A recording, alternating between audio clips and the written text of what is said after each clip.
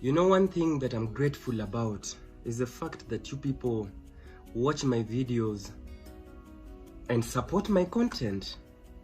I really appreciate you. Like, what you're doing the most. After I've created the content for you and you go to my YouTube channel, you watch the videos, it means like the whole world to me. But today I'm here. I don't know whether to call this video a rant, but I'm here to air my pain and disappointment in my so-called relatives or family. I have a feeling that my own family, immediate family, nuclear family, doesn't respect me. This is a conversation that we are not supposed to have online or publicly like I am doing, but it affects me, and whatever affects me, I have to talk about it. This is not right. I'm not always like this. But when you see me come on camera to talk about myself or my family, it's because I don't have another listening ear. Like, no one is willing to listen. No one. And that hurts me. There are this type of parents who actually place us in very difficult situations because of how they sideline with children. So when they sideline with children, some children feel like others are loved more than them. Others feel like the other children are always on the wrong. Others feel like it's the right thing their parents are doing, while others also feel like their parents are not doing the right thing. And I'm here to air my grievance. I have really been through a lot in my life. A lot. And I'm not even seeking for sympathy. I'm just being honest. How would your mother travel all the way from home, the village, come to Nairobi or to the city where you stay, and then they just call you randomly at around 9 p.m. in the night I'm in Nairobi and I've brought you some food stuff, please come for them. And you're like, what? But I wasn't aware you were coming. I forgot. The next minute, you are supposed to go collect some food stuff that they've brought from home. So when I argue that I cannot make it because of my tight schedule and plans, it becomes an issue. So when I say I cannot make it, they insist that I have to go get it. My sister insists I have to go get it. And because for the fact that I cannot go get it, it becomes an issue again. I've had this habit repeat itself several times. It's not one time or twice. It has been done several times, including my own elder sister. There was a time she came even to Nairobi here, and for a graduation of her own daughter. Me, I wasn't even aware about that graduation. They had the graduation, they spent a day or two, I think so, and then they're telling me that they're in Nairobi and they're leaving on the last day, a few hours to when they're supposed to travel. You know, it is wrong. Like, to me, it's wrong. Don't I have a right to know that they're around? Or don't I have a right to know that they'll be traveling to Nairobi so that I can also prepare myself to meet them? And if I have a few gifts or maybe some few stuffs, I might start purchasing to actually gift them when they come. Really? Me, I feel offended. If you are a parent or a child who's like that, if someone does the same to you, how would you feel? Like, what would you feel? I am the only boy in our home. God might have not blessed me with the wealth that I should have by now, but it doesn't give anybody a right to disrespect me. No one is supposed to show me any form of disrespect just because you think you are helping me, just because you think you are supporting me. No.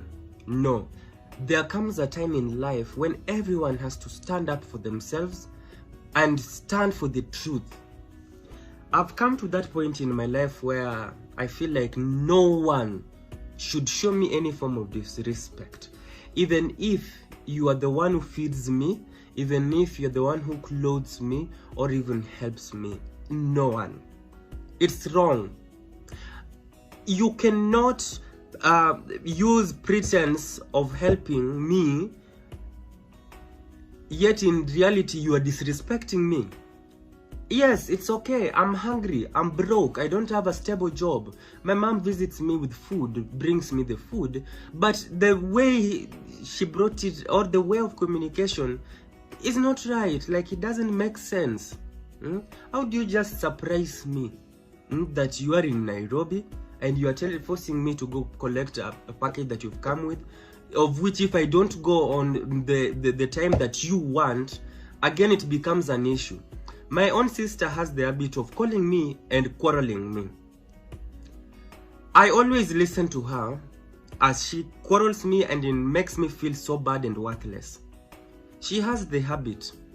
She will just pick up her phone and out of nowhere, she just quarrels, and you cannot interrupt her quarreling unless you want the anger to be even pro max. So I let her quarrel. She has refused to accept the fact that now I'm an adult. You know what hurts me the most is the fact that she quarrels me that way, that you are being helped and you don't want. You know, when someone tells me that way, it's like, that is disrespect. At my age, I don't expect someone to keep quarreling me that way. I don't expect my own sister. Sometimes I'm even in the house, I have visitors, I have guests, or sometimes I'm even at my workplace, but she calls me to do what? To insult me. Is this one a type of conversation that I would even expect my own girlfriend to hear? That my own sister is calling me to quarrel, and she quarrels and quarrels and quarrels and doesn't even want to listen to my side of the story. Is that the type of conversation I'm supposed to be even listening? Somebody else is supposed to be listening, honestly. So I feel so hurt. I feel so offended by my own family. What they're doing is wrong. They're doing a wrong thing. I accept once in a while I've gotten to a point where I've been pushed to the wall and asked them to help me. I don't deny. Once in a while they've come through for me. I appreciate, and I always appreciate from the bottom of my heart. I always say thank you so much for what you've done to me. Thank you, may God bless you, may God increase you. But when it comes to a point where I need your help and you are disrespecting me, I'd rather stay without your help. I would rather not even accept what you want to give me, because it comes in a negative way. If somebody helps you shingo upande when they're not willing, that help comes and affects your life. Like, it doesn't come as a blessing, it affects your life. You become even miserable. For example, I am broke today, I don't have food, and I call you to help me or support me because I'm hungry.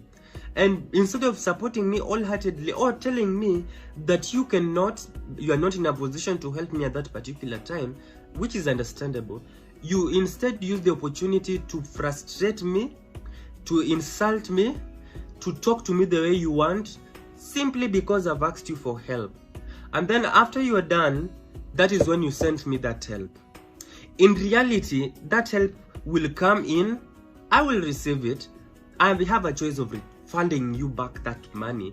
But when I keep quiet with it, it's just because I want something to help me push for that moment. It doesn't bless me at all. That help is cursed. That help doesn't help at all. It doesn't add value. It comes but with its own consequences, which is wrong. So, learn to give. If you are not a giver, we also understand. We understand.